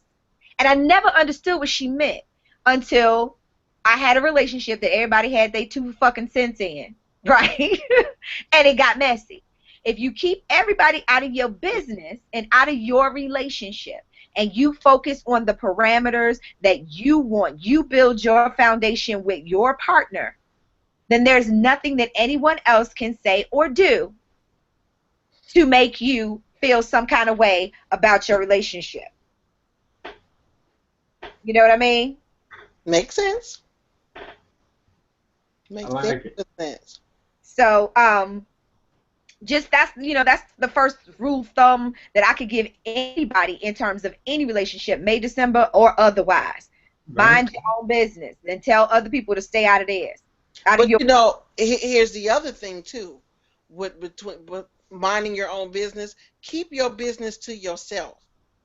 Keep your relationship to yourself. Yeah, I think you might have missed that. That was the first part of me. No, I reiterated because there's so many people that tend to, they either excited about it or they just want to talk about it or whatever the case may be, and you find yourself in a big messy situation because everybody else's opinion becomes more important than what it is between those 2 people. Mm-hmm. And that is what really kicks off the whole mess, and it just puts everything, it keeps compounding, there. Okay. And just another dynamic. Even if their comments don't affect you, is relative to the relationship. The comments put undue stress and pressure on even the relationship with the friend now, because it just puts you in a position when they're starting to judge you about a relationship. Now you have to choose, and that's where the whole thing. That's the point I don't want you to miss. The more people you get involved, now you have to choose which relationship is stronger versus being able to manage each relationship independently. So if you don't want to put yourself in that position, then you need to do what they're saying, because that's where it really gets crazy. Yeah. Just keep folks out of your shit. That's, you know what I mean? Yeah, of course, everybody has somebody that they're going to go to and confide, and all of that other stuff. But when, everybody needs that. But again, everybody shouldn't have an opinion or a solution to give you to how to resolve your issue or what you should be dealing with. You should never allow anybody to talk badly about your partner either. True. Again, I said stay away from defending them. However, just don't engage. What I say, hashtag abort mission, when it happens, shut it down. You wouldn't let somebody talk about your best friend if they were age appropriate, or what we call halftime +7. If they fit that medium, you wouldn't allow them to talk badly about your mate. So, same thing. Focus on the positives, as always, in any relationship, and work out the kinks on the negatives. But you have to have the uncomfortable conversation. You have to. Agreed. Because if you don't have them now, trust me, it's going to be an uncomfortable situation later. I guarantee that. Anybody else got anything to say before we get out of here? Nope. I think that pretty much covers it. I think that wraps it up. What? Go find you a girl that's 18 years younger than you. Go do it. Why? So you can live longer, or so she can be subservient? Both. But so you can live longer. Not both. Well, I'm about to die. Come on now. I'm about to die young, fucking with these young boys. I thought they was gonna keep me young. Apparently, that's gonna kill me. They gonna be you young boys gonna be the death of me. But you got to stop throwing out these things like it's going to be bad that I ain't going to say, yeah, because if you could get that too and live longer, why not? You know? Why not have, you know? Yeah. All right, ladies and gentlemen, on behalf of our producer cousin Chan, our invisible intern number 3, the Rob Carter, Sporty Spunky Angel, and myself, the consummate provocateur, Miss Kiki. We thank you for joining us for another great conversation, and we'll see you guys back here next week, same bat time, same bat channel. When we have a heated conversation about politics, I believe, next week that we're going to be talking about. So we're not pulling any punches. Donald Trump, Hillary Clinton, and nobody's safe. Let's just put it that way. All right, ladies and gentlemen, we will see you next time. Remember, in the meantime, in between time, you can always Google us, bitches. And remember, we're uncensored, unscripted, unapologetic. See you next week. Peace out.